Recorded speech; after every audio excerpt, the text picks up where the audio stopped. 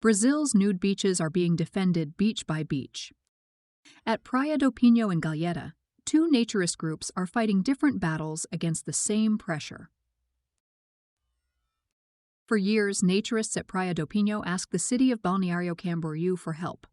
The trails leading to Brazil's first officially recognized naturist beach had become a problem. Sexual activity, harassment, behavior that had nothing to do with naturism. The requests went unanswered. There wasn't enough personnel, they were told. Then, in December 2025, the city banned naturism entirely. Enforcement appeared almost overnight. Paula Duarte Silveira, president of the Federação Brasileira de Naturismo, FBRN, noticed. Before, there was no effective policing to curb sexual acts on the trails, she said. Now there is a strong police presence both on the trails and on the stretch of sand. It's surprising how quickly enforcement resources increased after the law banning naturism was approved. That sequence, neglect, chaos, criminalization, is the story of naturism in Brazil right now. And it is playing out, simultaneously and in opposite directions, on two beaches in the state of Santa Catarina. Brazil is a country that has never been shy about the body. Carnival puts that on display for the world every year, the costumed and commercially broadcast body celebrated as national identity.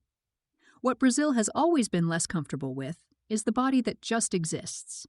No performance, no product, no point. That body, the naturist body, the one standing on a beach meaning absolutely nothing by it, keeps running into trouble. In Santa Catarina, that trouble has a shape and an address. Balneário Camboriú sits about 90 minutes north of Florianópolis along the coast. The two cities share a state and a shoreline. They do not share a policy. While Balneário Camboriú was banning naturism at Pinho in December, Florianópolis was moving, however slowly, toward re-legalizing it at Praia da Galheta. Same coastline, opposite directions. At Pinho, FBRN moved fast. Days after police detained a nude man at a campground adjacent to the beach following the ban, the Federation filed a collective habeas corpus arguing that nonsexual nudity at a historically naturist beach does not constitute an obscene act under Brazil's penal code. A court agreed. A second ruling in January expanded those protections, issuing a collective safe conduct order that blocked arrests on the sand and in the sea while the broader case proceeded. Those rulings did not overturn the city's ban. The ban still stands. What the courts did was draw a line between municipal regulation and criminal law. A city can restrict land use, but it cannot automatically treat a nude naturist as a criminal. That distinction matters. It matters even more now. In the past few weeks, a Santa Catarina court denied FBRN's request to suspend the municipal ban outright, and as a result, the safe conduct protections have lapsed, meaning effectively that police can once again enforce the prohibition at Pinho. FBRN has vowed to appeal. The Federation's lawyer has argued that the underlying law was passed improperly and will ultimately be struck down. For now, the beach that started it all, the one where organized Brazilian naturism took root, is legally closed to nudity. Balneário Camboriú, for its part, has the most expensive real estate per square meter in Brazil. 7 of the country's 10 tallest residential buildings have risen there. The city has been called, without irony, the Dubai of Brazil. Praia do Pinho sits inside a protected coastal zone. The city denies any development plans for the area, but given the circumstances, skeptics draw different conclusions. 90 minutes south, the fight looks different. Galheta is not fighting a ban. It is fighting for formal recognition of something that has existed informally for decades. Naturism has been practiced there since the late 1970s. It was legally recognized in 1997. A 2016 reclassification of the area as a protected natural monument quietly removed that authorization without explicitly prohibiting anything, leaving the beach in a gray zone that has persisted ever since. That ambiguity deepened when Complementary Law 130/25 invalidated earlier injunctions that had offered some informal protection, leaving naturists there without any legal footing until the courts intervened. The organization holding that ground is AGAL, the Associação Amigos da Galheta. Where FBRN is a national federation with legal standing and institutional weight, AGAL is a local nonprofit whose mission is narrower and more rooted, protect the beach, preserve the environment, defend the right to be there.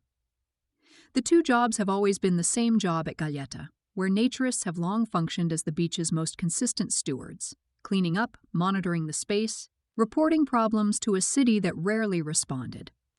In March 2026, a Santa Catarina court issued a preventive collective habeas corpus protecting Galheta naturists from arrest based solely on non-sexual nudity on the sand and in the sea.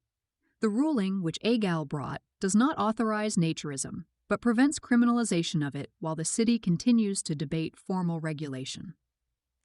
In the Florianopolis City Council, a bill introduced by Vereadora Carla Aires that would re-legalize naturism at Galheta has cleared its first committee and is still moving. The bill's structure reflects something naturist groups have said consistently. They are not asking for the absence of rules.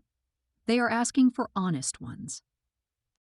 It's notable that these two fights over naturist use of public space are unfolding so close to one another. What links them is the argument at the center of each challenge.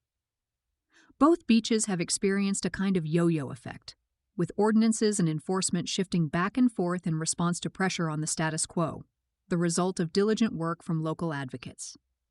Their argument is consistent. Non-sexual nudity, particularly in historically naturist settings, is not a crime. The problems cited by authorities may be real, but they are not caused by naturism itself, and the choice is not as binary as total freedom or total prohibition. Naturist spaces have always operated with rules. The question is whether public authorities are willing to engage with those norms, or whether they will continue to use disorder at the margins as justification for something else entirely.